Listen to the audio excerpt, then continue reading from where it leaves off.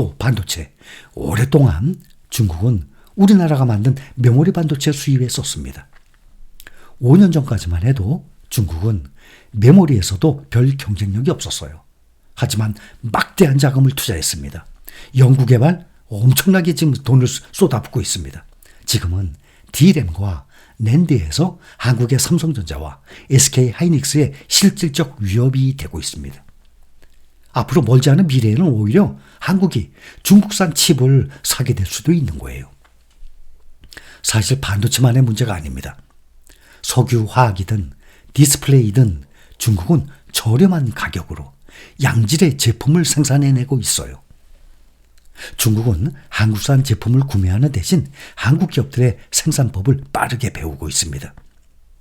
예전 한국 기업들이 미국, 일본 기업들을 모방하던 그거 같은 방식이에요. 중국은 일부 최첨단 반도체, 항공기 엔진 등의 몇몇 분야를 제외하고는 거의 자립에 성공한 상태입니다.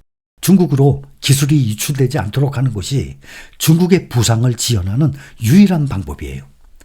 그래서 미국이 특히 AI 관련 반도체, 최첨단 반도체 기술이 유출되지 않도록 관련 기업들의 수출을 막고 있는 것 아니겠습니까? 미국의 수출 통제는 도널드 트럼프 행정부 시절부터 이어온 미국의 대중국 반도체 제재 조치의 일환입니다. 특히 조 바이든 행정부 들어서 미국의 첨단 기술이 중국 기업들로 흘러 들어가면 중국이 결국 미국에 대항해서 군사적으로 사용하게 되고 자국 안보를 위협할 수 있다는 우려가 커지면서 제재 강도를 높이고 있는 거예요. 만약에 미국에 대중 제재가 없었다면 중국의 기술 자립의 속도는 우리가 지금 보는 것보다 훨씬 빨랐을 겁니다. 또 미국, 한국 등 전 세계에 더 큰 타격을 입혔을 것입니다. 그렇게 보면 어느 정도 의도를 한 목표를 달성했다고 볼 수도 있어요. 미국은 다시 글로벌 첨단 반도체 생산 거점의 역할을 할 수 있을 것으로 봅니다. 또 중국은 세계 최대의 석유 수입국이에요. 중국만큼 석유를 가장 많이 수입하는 나라가 없어요. 그런데 2010년대 중국이 가장 많이 수입한 것은 석유가 아니에요. 반도체였습니다. 그리고 연구 개발 면에 있어서도 화웨이는 매출의 23% 이상을 연구 개발에 투자하는데 이 비율이 미국의 대표적인 빅테크주들 있죠. 이 빅테크주들의 거의 2배 수준이에요. 또 배터리도 말씀드렸죠. 중국의 CATL 연구 개발 분야에 쓰는 돈이 연간 쓰는 돈이 우리나라의 3대 LG, 삼성, SK의 배터리 기업들이죠. 다 합한 것보다도 훨씬 많아요. CATL 한 기업이 연구 개발에 쓰는 돈이. 반도체는 다른 분야에 비해서 변화의 속도가 빠릅니다. 반도체만큼 이 섹터에서 변화의 속도가 빠른 거 없어요. 그래서 차별화 실패에 따른 리스크도 그거에 비례해서 빠르고 강하게 나타납니다. 그 실패의 대표적인 기업이 바로 인텔이에요. 인텔이 이렇게 꼬꾸라지는 겁니다. 그 기술 혁신에 끊임없이 집중을 하는 게 리스크를 피하는 유일한 방법이에요. 특히 반도체 기업들은 기술 변화에 뒤처질 수 있다는 이 두려움을 항상 가지고 있습니다. 그게 역사의 교훈이에요.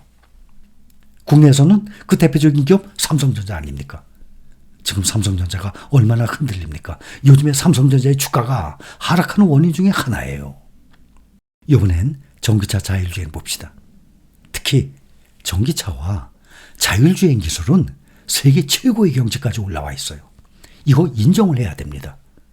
특히 우리나라 사람들은 중국이라고 하면 감정적으로 거부감을 먼저 가지게 돼요. 중국의 전기차 시장 규모는 어느 국가도 따라올 수 없는 초대형 시장이에요. 전 세계 반 이상이 중국 시장이에요. 전기차 생산 기업들의 매출 매년 크게 늘어나고 있어요. 배터리도 마찬가지고 전기차 기업들 말이죠. 또 한국보다 중국 자율주행 기술이 훨씬 더 앞서 있어요. 이것이 글로벌 기업들이 중국 현지 업체와 협력 체계를 구축하는 이유예요. 지금은 중국의 자율주행 기술이 수출이 되는 상황이에요. 우리나라는 전기차가 도로에 여러분들도 보시다시피 가끔 보이죠? 중국은 도로에 전기차들이 이 자동차, 전기차 물결을 이루고 있습니다.